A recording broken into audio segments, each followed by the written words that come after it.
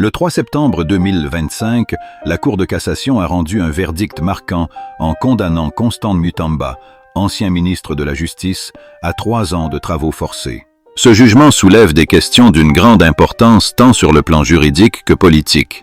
En effet, les motifs retenus par la Cour, notamment l'enrichissement frauduleux en lien avec la société Zion Construction et le détournement intentionnel de fonds publics, mettent en lumière les abus de pouvoir dont sont souvent accusés les dirigeants politiques. D'un point de vue juridique, la compétence de la Cour de cassation a été confirmée. En tant qu'ancien ministre, Mutamba relevait de cette haute juridiction, capable de juger des affaires impliquant des membres de gouvernements passés. La nature des infractions évoquées est profondément inquiétante. L'enrichissement frauduleux établit un lien entre Mutamba et une collusion entre secteurs publics et privés, alors que le détournement de fonds publics représente une atteinte grave au patrimoine de l'État, un des crimes les plus sévèrement punis dans le droit pénal congolais.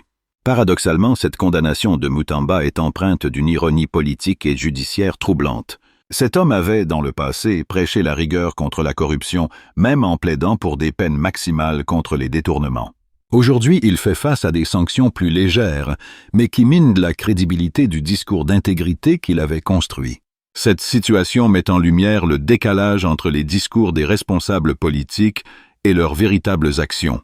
Le verdict soulève également des interrogations sur la perception populaire de la justice.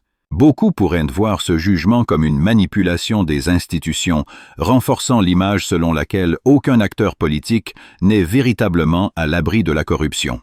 De plus, le contraste entre sa proposition de peine capitale pour d'autres contrevenants et sa propre peine de 3 ans de travaux forcés soulève des interrogations sur la cohérence et l'efficacité des peines appliquées en République démocratique du Congo.